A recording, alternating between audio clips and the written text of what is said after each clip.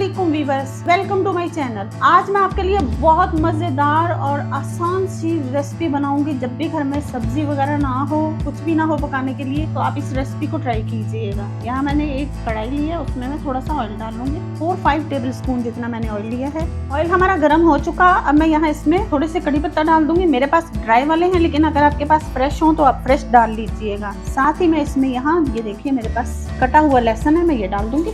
लहसुन डालने के साथ ही मैं इसमें 1 टेबल स्पून जीरा डाल दूंगी और 2-3 मेरे पास कटी हुई हरी मिर्चें हैं, ये डाल दूंगी। और इसको लहसुन को हम बहुत अच्छा सा पका लेंगे, जैसे हल्का सा गोल्डन सा कलर हो जाए तब तक। लहसुन हमारा अच्छे से पक चुका है, ये देखिए कितना प्यारा इसका कलर हो चुका है। अब मैं यहाँ इसमें ये मेरे पास 3 दरमियाने साइज के आलू हैं, इन्हें मैंने यूं स्लाइसिस में काटा है। ये देखिए ये ऐसे, ना तो आप इन्हें बहुत ज्यादा बारीक काटिएगा, ना ही बहुत मोटा काटिएगा।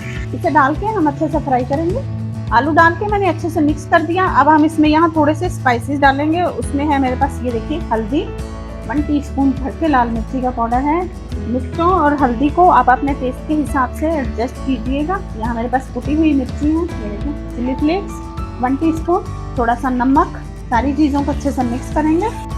सारे स्पाइसेस डाल के अच्छे से मिक्स कर लेंगे। आज मैं आपके लिए आलू कतलियों के साथ ना एक बहुत डिफरेंट सी कढ़ाई की रेसिपी बनाऊंगी। ये जो आलू है ना, इन्हें अगर मसाला बनाने के साथ जैसे प्याज और टमाटर का मसाला बना के उनमें डाला जाए तो उनका टेस्ट और होता है। ऐसे अगर आलू को ऑयल में फ्राई किया जाए तो इसका टेस्ट और होता है। तो ये बहुत मजेदार किस्म की रेसिपी बनेगी, बहुत लजीज होती है ये कढ़ाई। मसाला डाल के मैंने आलू कतलियों को अच्छी तरीके से भून लिया है। अब मैं यहाँ इसमें ये देखिए मेरे पास है यहाँ 2 दरमियाने साइज के कटे हुए टमाटर, मैं ये डालूंगी।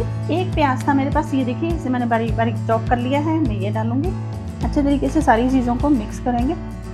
प्याज और टमाटर डाल के मैंने इसे अच्छे तरीके से मिक्स कर लिया है। अब मैं यहाँ इसमें 1/2 कप जितना पानी डालूंगी और इसे कवर करके तो पकाएंगे, जिससे हमारे टमाटर भी अच्छे तरीके से गल जाएंगे और जो आलू की कतलियां हैं वो भी गल जाएंगी। चेक कर लेते हैं हम। ये देखिए हमारी कढ़ाई बिल्कुल तैयार हो चुकी है। इसमें बहुत ज्यादा मसाला नहीं होता, ये ऐसी ही अच्छी लगती है और ऐसी ही बनाई जाती है और बहुत मजे की बनती है, बहुत लजीज बनती है बल्कि। अब मैं यहाँ इसमें थोड़ा सा सब्ज धनिया और 2-3 हरी मिर्चें डाल दूंगी। और साथ ही यहाँ मेरे पास ये देखिए धनिया है, 1 टीस्पून मैंने धनिया लिया, 1 टीस्पून मैंने जीरा लिया और इसे मोटा मोटा कूट लिया, ये डालेंगे। इस स्टेज पर डालेंगे तो इसकी खुशबू बहुत अच्छी आएगी और टेस्ट भी बहुत अच्छा बनेगा। अब मैं यहाँ इसमें हरी मिर्चें और धनिया डाल दूंगी। साथ ही यहाँ मेरे पास ये देखिए 1/2 लेमन है, मैं इसे भी निचोड़ दूंगी। ये देखिए आलू हमारा बहुत अच्छे तरीके से गल चुका है, ये देखिए। अब मैं इसे 1-2 मिनट के लिए दम पे रख के तो फिर सर्व करके आपको दिखाती हूँ। तैयार हो गई अल्हम्दुलिल्लाह हमारी आलू की कतलियाँ। बहुत मजे की और बहुत यूनिक रेसिपी है, झटपट बन के तैयार हो जाती है।